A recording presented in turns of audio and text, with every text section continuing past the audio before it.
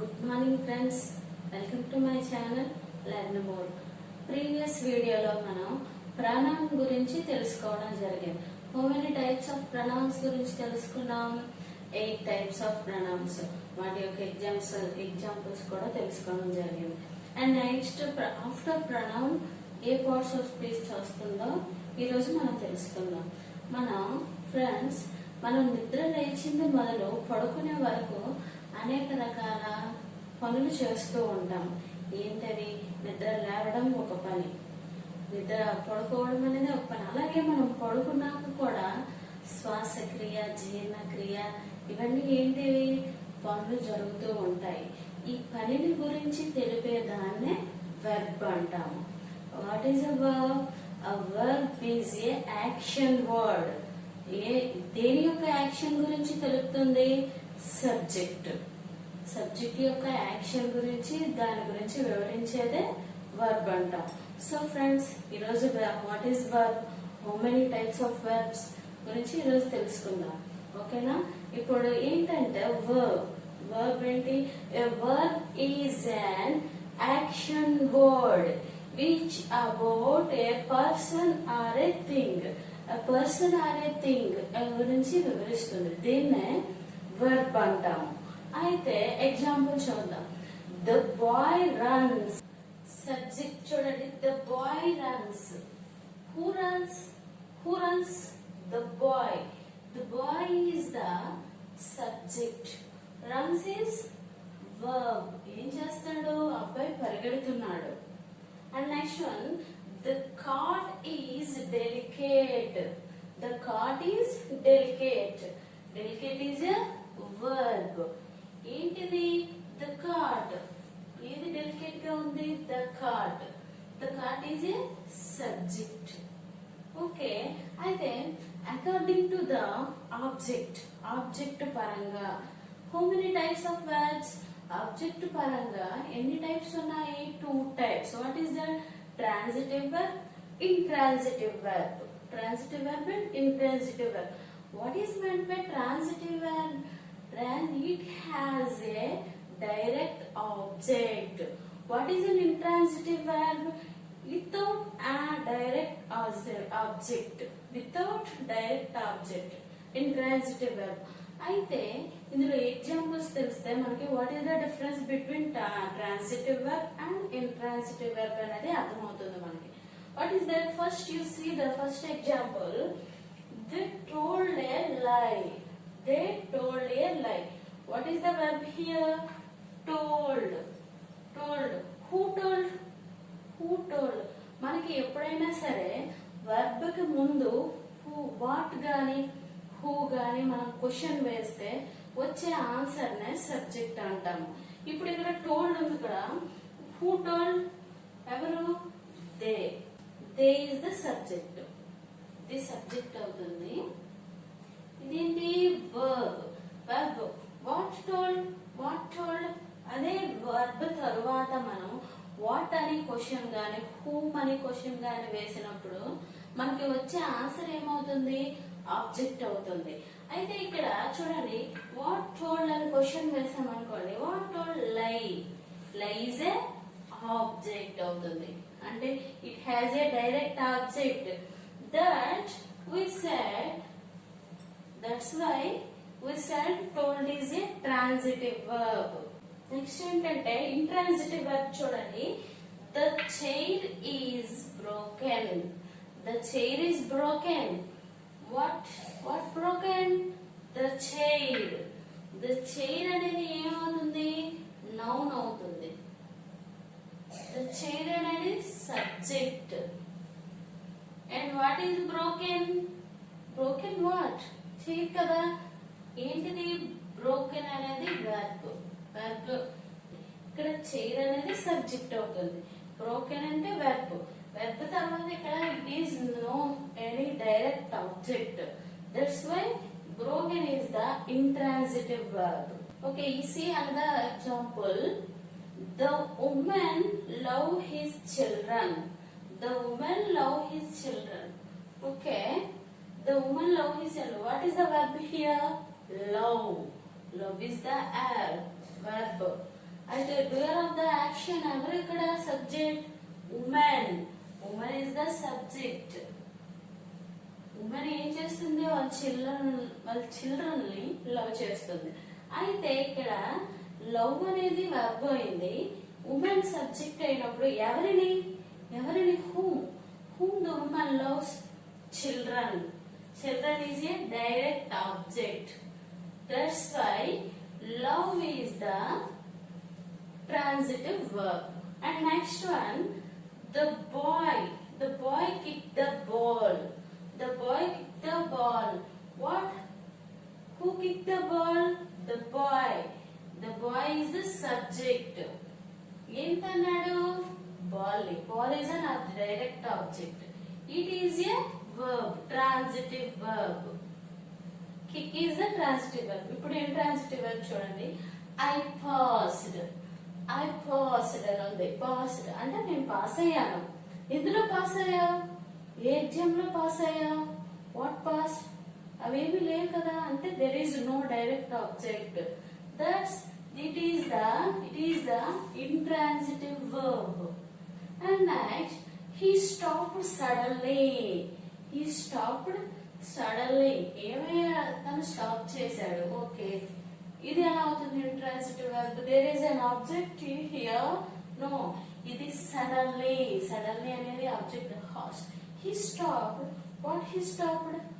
ఎందుకు?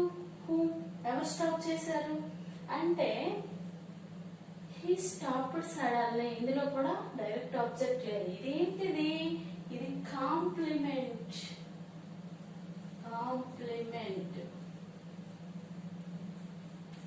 అంటే డైరెక్ట్ కాకుండా ఇండైరెక్ట్ ఆబ్జెక్ట్స్ అంటారు. ఇవి మనకి కాంప్లిమెంట్ ఇలాంటి ఆబ్జెక్ట్స్ నే కాంప్లిమెంట్స్ అంటారు.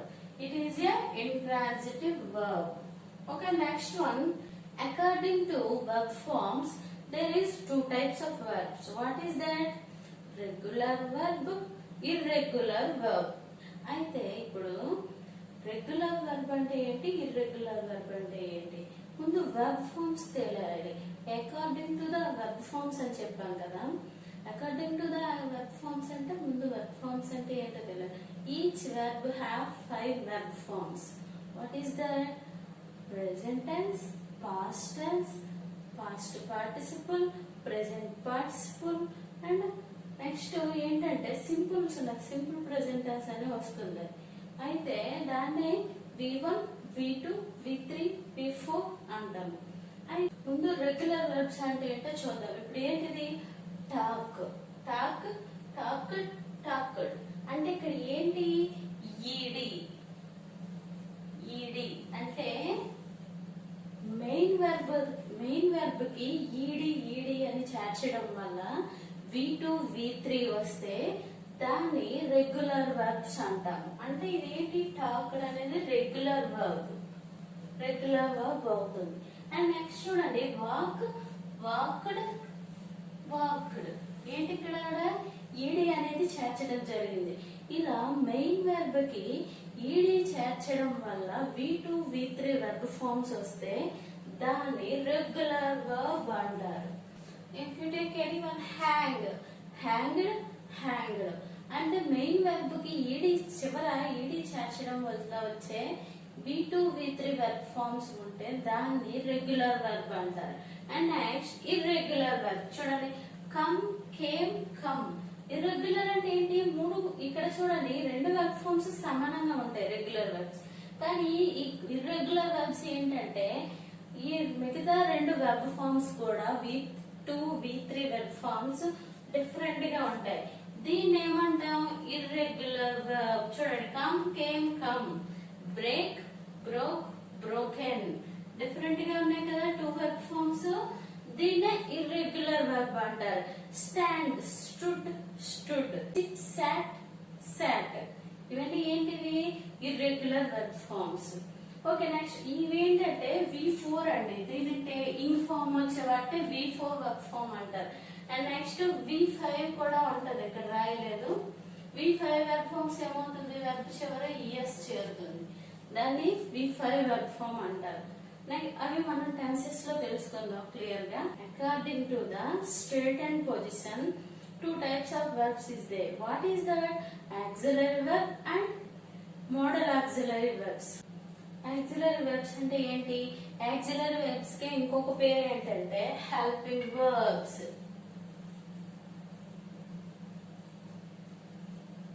helping verbs అంటారు.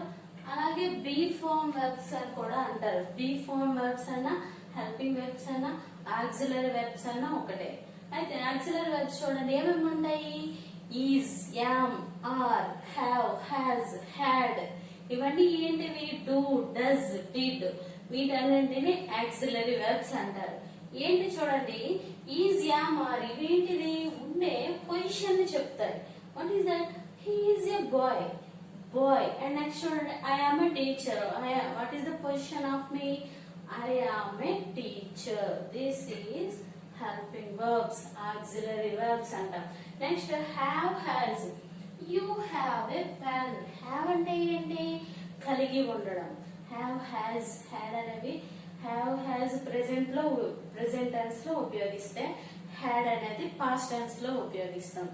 దీన్ని ఏమంటామంటే కలిగి ఉండడం అనేది వాడినప్పుడు హ్యావ్ హ్యాస్ ని ఉపయోగిస్తాం. చూడండి, యూ హ్యావ్ ఎ పెన్. నేను పెన్, నా దగ్గర పెన్ ఉంది, నేను పెన్ కలిగి ఉన్నాను. She has to finish work. తను తప్పనిసరిగా ఫినిష్ చేయాలి, వర్క్ ఫినిష్ చేయడానికి ఉంది అని అన్నప్పుడు హ్యావ్ హ్యాస్ ని ఉపయోగిస్తాం. హ్యావ్ హ్యాస్ ఏంటి? ప్రెసెంట్ టెన్స్ లో ఉపయోగిస్తాం.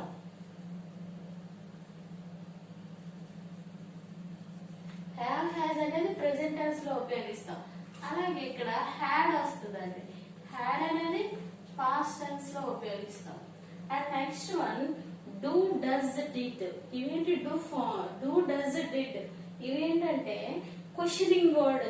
క్వశ్చన్, మనం ఎవరైనా క్వశ్చన్ చేసేటప్పుడు డూ, అలాగే negative form, negative word, negative sentence వాడేటప్పుడు కూడా మనం ఈ డూ, డస్, డిడ్ అనేవి యూజ్ చేస్తాం. ఎలా అంటే, do you complete homework? Do you complete homework? Do you finish your work? అంటే ఏంటి ఇక్కడ? డూ తో క్వశ్చన్, ఏదైనా ఒక క్వశ్చన్ వేయాలంటే మనం ఫస్ట్ డూ తో. అదే ఇది ప్రెసెంట్ ఫార్మ్ అండి. అదే మనము పాస్ట్ టెన్స్ లో క్వశ్చనింగ్ అంటే డిడ్ యూ కంప్లీట్ అలా వస్తుంది.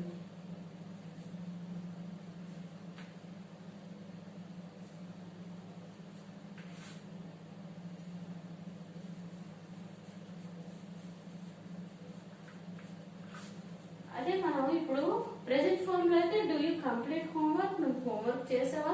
డిడ్ యూ కంప్లీట్ అయిపోయిందా అంటే ఏంటి? మనం పాస్ట్ టెన్స్ లో క్వశ్చనింగ్ వాడాలంటే డిడ్ ఉపయోగిస్తాం, ప్రెసెంట్ లో అయితే డూ ఉపయోగిస్తాం. And next, do this for me. నువ్వు ఇప్పుడు చేయాలి. ఆజ్ఞాపించేటప్పుడు కూడా అంటే ఆర్డర్స్ వేసేటప్పుడు ఏంటి? డూని ఉపయోగిస్తాం. Do this work for me. నా కోసం ఈ వర్క్ చెయ్యి ప్లీజ్ అనట్లేదు, చెయ్యి, నా కోసం చెయ్యి. Next, she does not have to write to me. She does not have to write to me.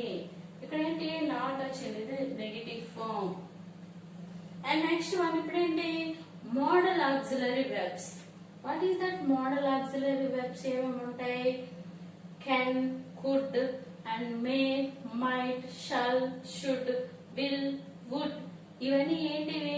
Model auxiliary verbs అంటారు. అయితే ఈ మోడల్ ఆక్సిలరీ వెర్బ్స్ లో మనం ముందు కెన్ అంటే ఏంటి? ఫస్ట్ కెన్ ని ఎప్పుడు యూజ్ చేస్తాం? Can you please, can I take your book. నేను నీ బుక్ తీసుకోవచ్చా? దట్ ఈస్ ఏంటది? రిక్వెస్ట్. పొలైట్ వేలో. ఇప్పుడు please give me your pen, అది కూడా రిక్వెస్ట్. కానీ దానికంటే పొలైట్ వేలో అడగాలంటే can you give me your pen, can I borrow your book, నేను తీసుకోవచ్చా అని పొలైట్ వేలో ఉపయోగించేటప్పుడు కెన్ ఉపయోగిస్తాం. అంటే కెన్ దేనికి పర్ఫెక్ట్ అంటే ఐ కెన్ డూ ఇట్, నేను దీన్ని చేయగలను మన యొక్క సామర్థ్యాన్ని తెలియజేస్తుంది. I can do it. Next చూడండి, ఐ కెన్ జంప్, నేను గెంతగలను, ఐ కెన్ జంప్. ఇంకా ఏంటి? ఇప్పుడు దీని క్వశ్చనింగ్ లో కూడా కెన్ ఎలా యూజ్ చేస్తాం?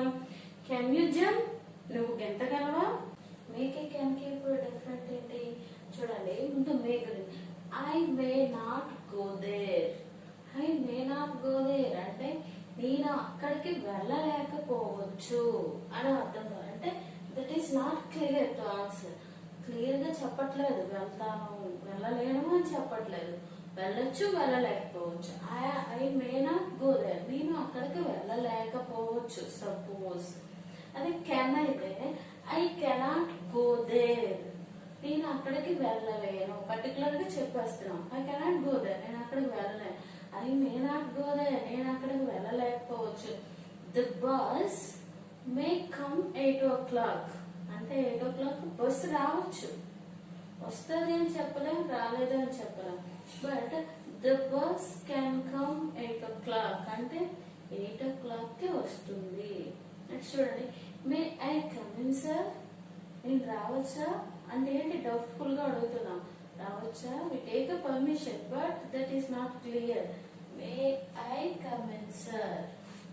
అండ్ నెక్స్ట్ ఏంటంటే షల్ విల్. షల్ విల్ అనేవి ఎక్కడ వస్తాయి మనకి ఫ్యూచర్ టెన్స్ లో వస్తాయి. ఈ ఫ్యూచర్ టెన్స్ లో మనం షల్ విల్ ఎప్పుడు వాడతాం? షల్ అనేది ఫస్ట్ పర్సన్ కి షల్ ఉపయోగిస్తాం అండ్ మిగతా second person and third person కి ఏం ఉపయోగిస్తాం? విల్ ఉపయోగిస్తాం. ఫస్ట్ పర్సన్ కి సన్, సెకండ్ పర్సన్ కి విల్, థర్డ్ పర్సన్ కి కూడా విల్ ఉపయోగిస్తాం.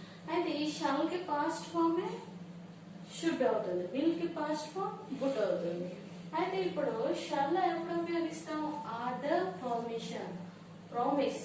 ఆర్డర్ అండ్ ప్రామిస్ ఈ పదాలు ఈ సెంటెన్స్ వాడేటప్పుడు ఆర్డర్ కి సంబంధించిన సెంటెన్సెస్ అలాగే ప్రామిస్ కు సంబంధించిన సెంటెన్సెస్ వాడేటప్పుడు మనం షల్ యూజ్ చేస్తాం.